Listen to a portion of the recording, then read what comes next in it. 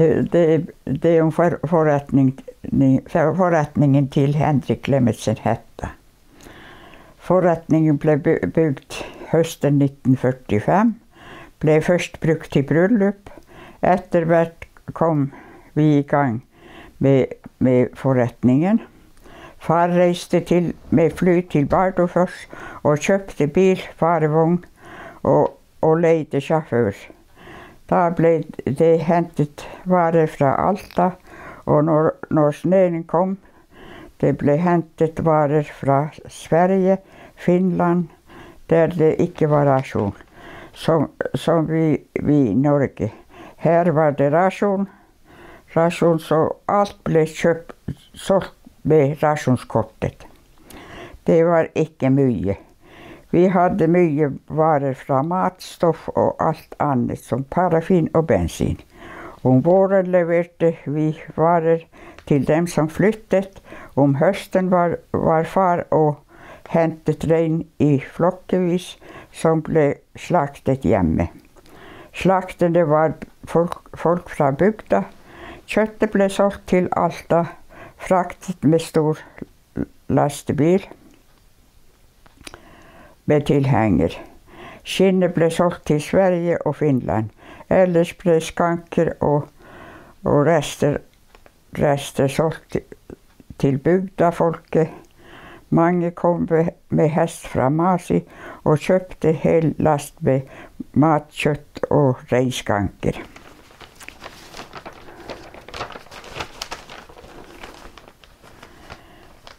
Tarmer og blod ble gitt til dem som ville ha. Mye ble renset hjemme, laget i blodpølser, blodpannekaker, blodboller, og tarmtalk ble pakket til gulpi. Våre ble brukt til å tørke skinn som ble spikret på veggen. Kjøtt ble malt til kjøttkaker, kjøttboller, hermesert i 2 liters glass, som vi plasserte til kjelleren.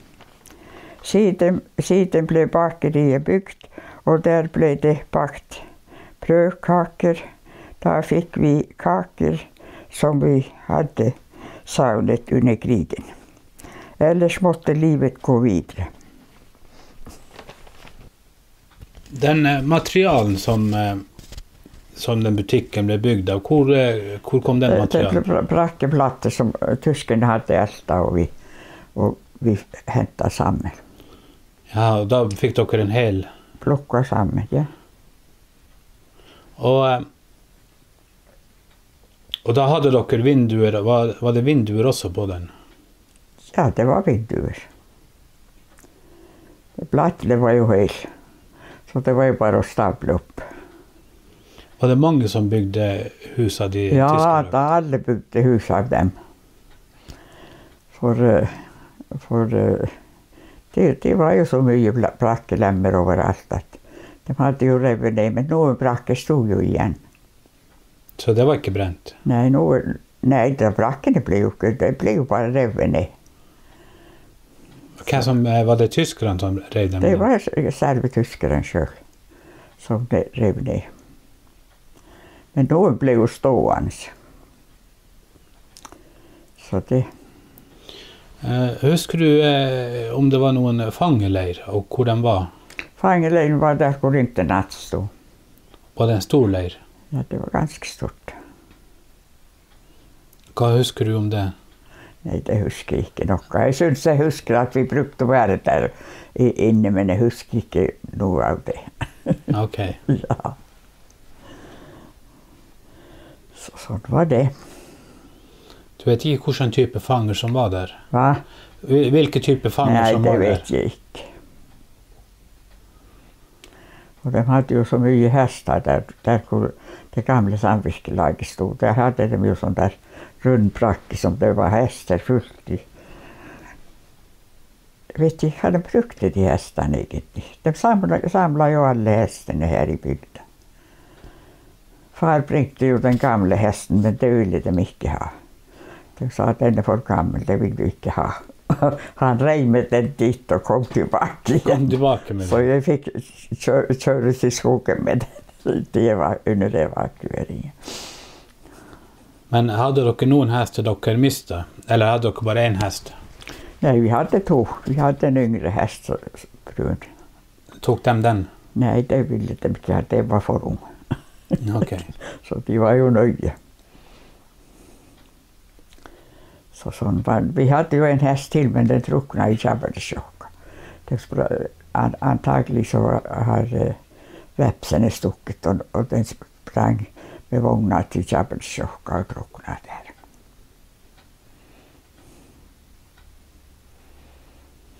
Da evakuering. Hva husker du av den?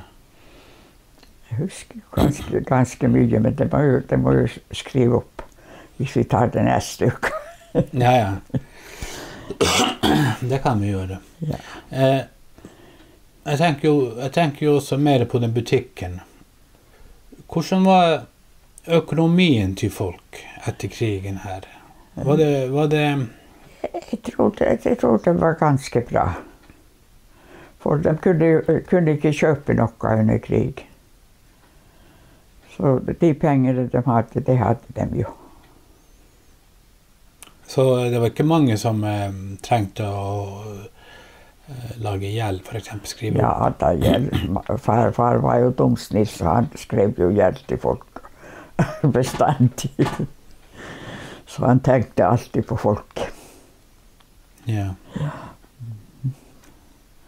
Sån var han. Så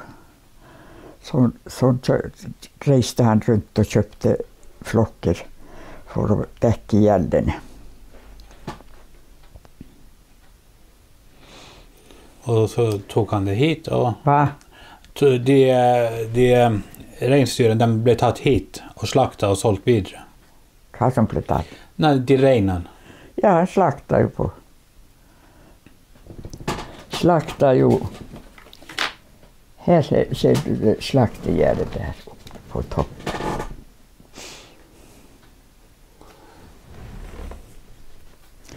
Och där är han på tur och hämtar flock. Husker du hva til det bildet tatt?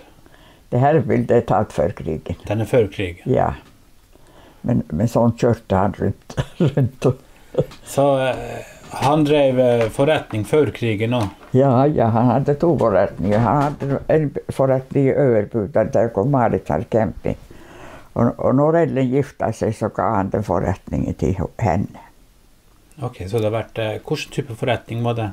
Nej, det var vanlig förrättning. Jag har ju aldrig varit. Nej, men det var da butikk også? Ja, det var butik. Ok. Så de kunde, strax de gifte sig så kunde bygga den på säljvaror. Driva butik.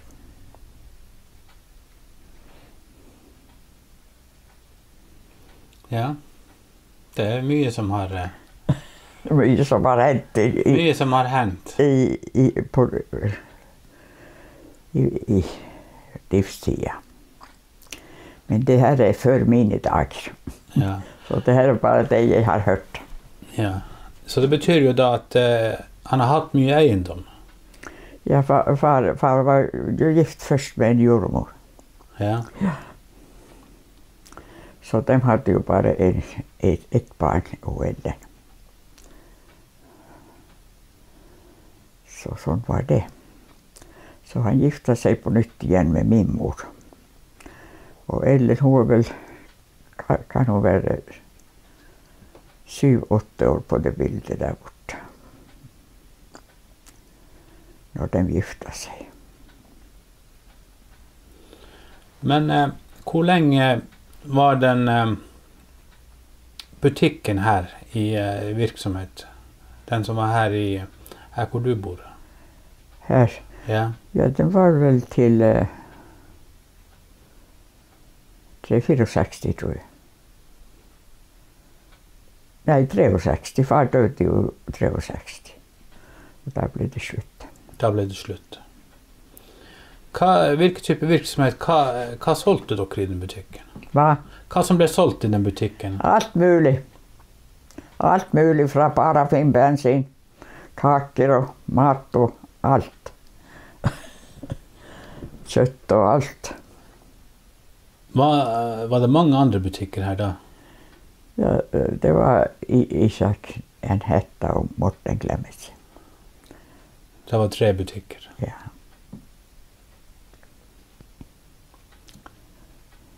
Alle 3 gikk bra.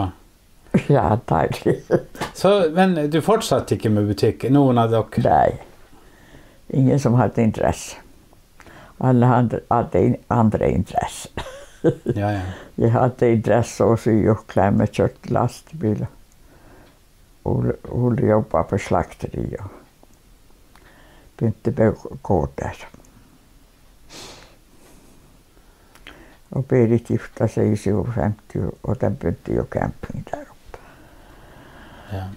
Du snakket noe om da dere bygde huset her. Det her? Det her huset du bor i nå i dag. Det bygde vi i 63. Hvor materialen kom ifra?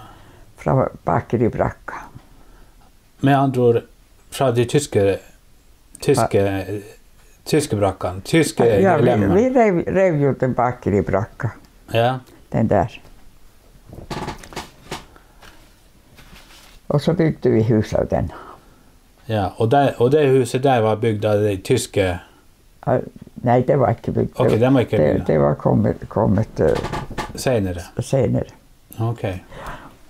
Men ut av det så bygde dere huset. Det var vel mye arbeid? Ja, det var mye arbeid. Å rive en brakke som var 200 kvadratmeter. Og alle blatene var tredobbelt med bord. Så det var mye arbeid å skrape alle bordene og alt det her. Og spiker? Spiker var i spannevis. Og det måtte bøyes og benke seg? Nei, det har vi ikke rett av. Spiker det kjøpte vi i Finland, så 10 kilos esker. Ok. Så en del material kom fra Finland. Og dører og vinduer, det hentet vi i Tromsø, for da var det ikke vei til Alta oppe om vinteren.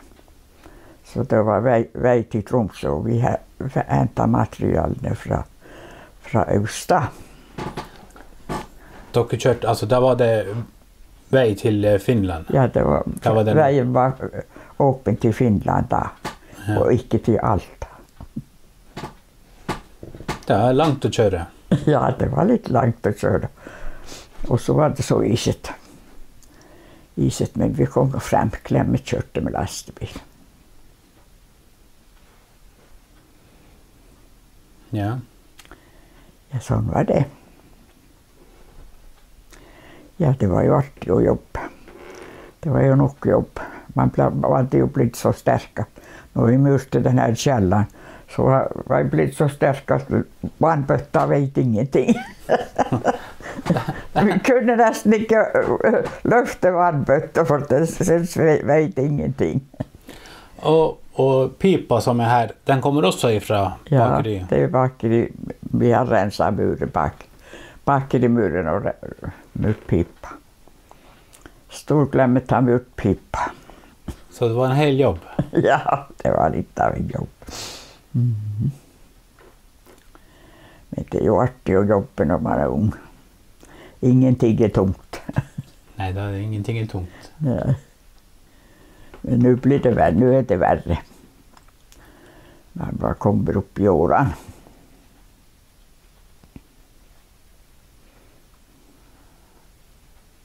Ja. Det var jo den gangen du skulle jo ha egenandel halvparten av det huset kostet. Og huset var kalkulert til 47 000. I 63? Hva? I 1963? Ja. Så hadde dere da materialen, var det som egenandel eller egenkapital? Ja, det brakka hadde vi til egenandel. Og så jobbet jeg selv mot i kjeller. Så det dekte jo en del. Var det stort lån dere hadde da? Vi hadde 26 000. I lån? Var det mye penger da? Ja, det var jo mye penger. Men det har gått bra. Ja, det har gått bra. Når man er ung og frisk, så går det bra. Det er mye man ikke vet. Ja, dere unger, dere vet jo ingenting. Dere tror jo at strømbruddet det har vært på plass der hele tiden. Før var det jo når vi om kvelden, nei om dagen, måtte vi jo fylle alle parafinlampene. Så vi kunne bare tenne når det ble mørkt. Hvordan var det å få strøm i huset? Ja, det var jo fint. Det spleisa jo aggregat. Bygda spleisa jo aggregat som ble kjørt om dagene. Og der var bare lys.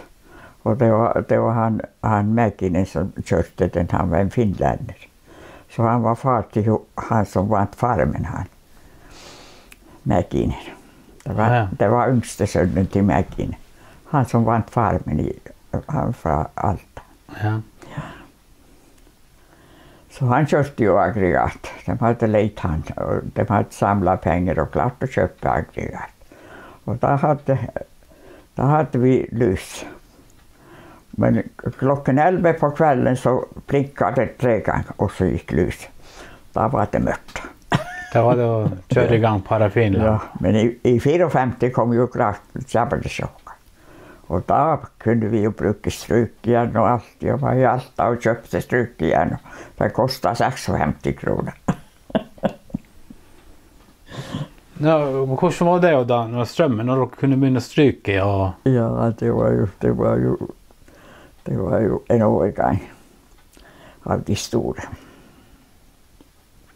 Men hvis vi snakker litt mer om denne butikken som var. Der var jo eget bakeri. Husker du hvor mye brød dere bakte? Hva som ble bakt og sånn? Om det var mange kunder? Ja, det ble jo bakt 100 brød for dagen, tror jeg. Kanskje 100 brød og 50 sirupskatter. For det gikk jo mye brød den gangen. For folk, flyttsamene, de kjørte fra flokk til flokk. Og de kunne ikke kjøre hjem 10 mil og hente brød. De måtte kjøpe brød i bakeri. Så det var de som var hovedkunder? Ja, de var veldig mye kunder. Men det var jo hotellet og sukstua, de kjøpte jo brød. Ja. Så han Valdemar Olsen, han brukte å gå med brødransel. Ja. Så han hadde brødransel, og jeg husker ikke hvor mange brød det gikk i den ransel. Så hvem han leverte da til? Hotell, han var jo vaktmester på hotell. Og det var det hotellet hvor... Gjestgiveri. Ja. Det som brant. Den som brant, der hvor fjellstua er i dag. Den brant i 63. Ja. Nei, der hvor Villmarksenter. Ja, Villmarksenter. Den stod jo der. Ja. Der var jo ingenting der i høyden. Nei, der var det ikke noe. Der var søppeldunge. Der oppe? Ja, det var søppeldungen der. Ja. Hvem som førte søppel dit? Og det var bygdefolk. Det var noe merkelig på den høyeste toppen. Men det var jo ikke så mye søppel den gangen. Folk brente jo så å si alt. Det var jo ikke noe søppel. Det ble jo ingen søppel av kjøtt og brød. Nei. Det var vel lite plastposer da. Ja, det var ikke mye vare som kommer innpakka. Ja, når kom plastposer, det er jo ikke så lenge siden. Nei, ikke lenge siden. Ikke så lenge siden. Var det vanlig å hive på isen og så gikk i elva, for eksempel? Fiske? Nei, la oss si at du... ble det noe dumpa, for eksempel, i går? Ja, det ble jo dumpa. Våren var det jo flaker som hadde søppeldunge på. Var det? Ja. Hvilken type søppel var det? Det var vel det de tømte fra huset. Min far, han kjørte ut på sanda der. Alle søppel som vi hadde, han kjørte på sanda, og det ble det jord. Så nå bygger de der. Ja. Han mente at det var gjødsel, og da ble det gjort av det sand. Så han kjørte dem dit. Eller vi brukte å kjøre.